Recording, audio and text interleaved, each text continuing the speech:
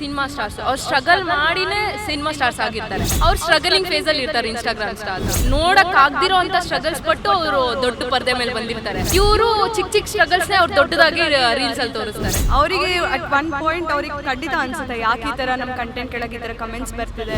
ಏನೇ ಮಾಡಿದ್ರು ಜನ ಮಾತಾಡೋದೇ ಅವ್ರ ಕೆಲಸ. ನೀವು ಒಳ್ಳೇದಾದ್ರೂ ಮಾಡ್ರಿ ಮಾತಾಡ್ತಾರೆ, ಕೆಟ್ಟದಾದ್ರೂ ಮಾಡ್ರಿ ಮಾತಾಡ್ತಾರೆ.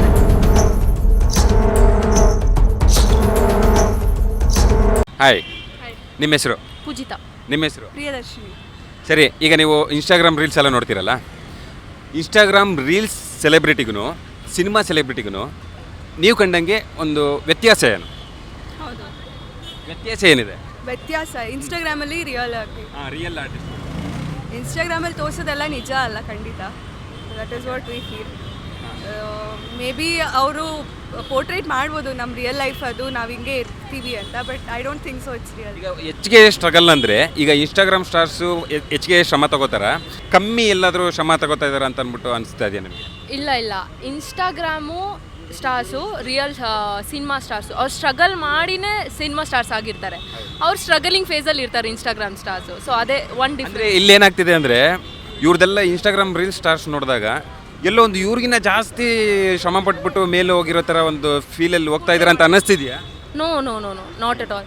ಅವರು ನಾವು ನೋಡೋಕ್ಕಾಗ್ದಿರೋ ಅಂಥ ಸ್ಟ್ರಗಲ್ಸ್ ಪಟ್ಟು ಅವರು ದೊಡ್ಡ ಪರ್ದೆ ಮೇಲೆ ಬಂದಿರ್ತಾರೆ. ಇವರು ಚಿಕ್ಕ ಚಿಕ್ಕ ಸ್ಟ್ರಗಲ್ಸ್ನೇ ಅವ್ರು ದೊಡ್ಡದಾಗಿ ರೀಲ್ಸಲ್ಲಿ ತೋರಿಸ್ತಾರೆ.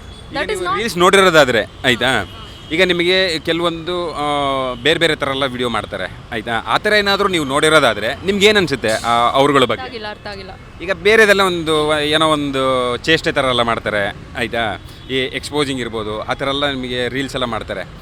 ಆ ಥರ ಮಾಡಿದಾಗ ನಿಮಗೆ ಏನು ಅನಿಸುತ್ತೆ? ಅದು ಅವ್ರ ಇಷ್ಟ ಕಣ್ರಿ, ನೋಡೋದು ಬಿಡೋದು ನಮ್ಮ ಮೇಲಿದೆ. ಓಕೆ, ನೀವು ಮಾಡಬೇಕಾದ್ರೆ ನಿಮಗೆ ಸ್ಕ್ರಾಲ್ ಮಾಡಬೇಕಾದ್ರೆ ಅಂಥ ವಿಡಿಯೋಗೆಲ್ಲ ಸಿಗುತ್ತಲ್ಲ? ಖಂಡಿತ ಸಿಗುತ್ತೆ, ಬಟ್ ಅದು we don't prefer such things ಅಷ್ಟೇ. ನಮ್ಗೆ ಇಷ್ಟ ಆದರೆ ನಾವು ನೋಡಬೇಕು, ಇಷ್ಟ ಆಗಿಲ್ಲ ಅಂದರೆ ಸ್ಕಿಪ್ ಮಾಡಬೇಕು. ನಾವು ಜಡ್ಜ್ ಮಾಡೋಕ್ಕೆ ನಾವು ಯಾರು? ಅಂದರೆ ಜಡ್ಜ್ ಮಾಡಿ ಅಂತಲ್ಲ, ಆ್ಯಕ್ಚುಲಾಗಿ ನೀವೇನಾದರೂ ರೀಲ್ಸ್ ಮಾಡ್ತಾಯಿದ್ರೆ ಆಯಿತಾ, ನೀವು ರೀಲ್ಸ್ ಮಾಡ್ತಾಯಿದ್ರೆ ಅಂದ್ಕೊಳ್ಳಿ, ಆವಾಗ ನಿಮಗೆ ಒಂದು ಕಂಟೆಂಟ್ ಬೇಸಲ್ಲಿ ಓಡ್ತಾ ಇರುತ್ತೆ. ಓಕೆನಾ? ನಿಮ್ಗೇನಾದರೂ ಒಂದು ಕೆಟ್ಟ ಕಮೆಂಟೋ ಮತ್ತೊಂದು ಏನಾದರೂ ಬಂತು ಅಂದ್ಕೊಳ್ಳಿ, ಈಗ ಎಲ್ಲರೂ ಅನುಭವಿಸ್ತಿದ್ದಾರೆ ಅದನ್ನು ಆಯಿತಾ. ಈಗ ಅಂಥವ್ರಿಗೆ ಏನು ಹೇಳಕ್ಕೆ ಇಷ್ಟಪಡ್ತಾರೆ ಕೆಳಗಡೆ ಕಮೆಂಟ್ ಮಾಡೋರಿಗೆ? ಅದು ಮೋಸ್ಟ್ಲಿ ಪೇಯ್ಡ್ ಕಮೆಂಟ್ಸೇ ಇರುತ್ತೆ, ಬಟ್ ಅವ್ರಿಗೆ ಎಫೆಕ್ಟ್ ಆಗುತ್ತೆ ಖಂಡಿತ.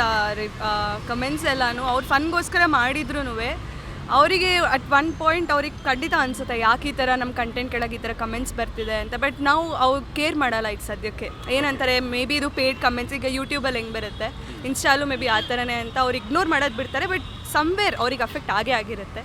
ಅದನ್ನು ಕಡಿಮೆ ಮಾಡಿದ್ರೆ ಒಳ್ಳೇದಕ್ಕೆ ಮೇಲೆ ಅವ್ರು ಕಾನ್ಸಂಟ್ರೇಟ್ ಮಾಡಿ ಈ ಥರ ಕೆಟ್ಟ ಕಮೆಂಟ್ಸ್ ಆಡೋ, ಕೆಟ್ಟ ಬುದ್ಧಿ ಬಿಟ್ಟು ಜೀವನದಲ್ಲಿ ಉದ್ಧಾರ ಆಗೋ ಕೆಲಸ ಏನಾದರೂ ಮಾಡಿದ್ರೆ ಒಳ್ಳೆಯದು. ಓಕೆ, ನೀವು ಏನೇ ಮಾಡಿದ್ರು ಜನ ಮಾತಾಡೋದೇ ಅವ್ರ ಕೆಲಸ. ನೀವು ಒಳ್ಳೇದಾದ್ರೂ ಮಾಡ್ರಿ ಮಾತಾಡ್ತಾರೆ, ಕೆಟ್ಟದಾದ್ರೂ ಮಾಡ್ರಿ ಮಾತಾಡ್ತಾರೆ.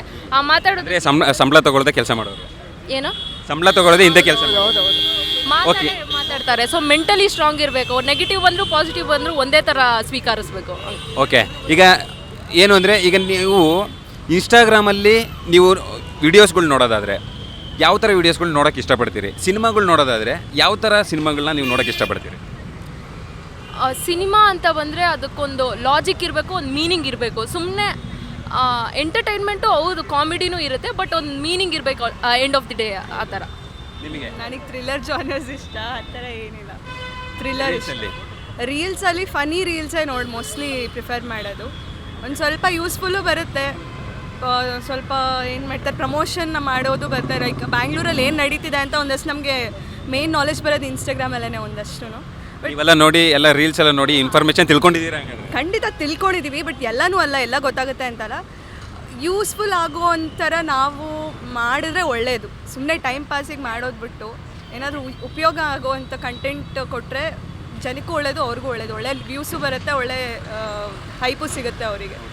ಥ್ಯಾಂಕ್ ಯು ಸೋ ಮಚ್, ತುಂಬ ಚೆನ್ನಾಗಿ ಮಾತಾಡಿದ್ದೀರಿ. Thank you so much.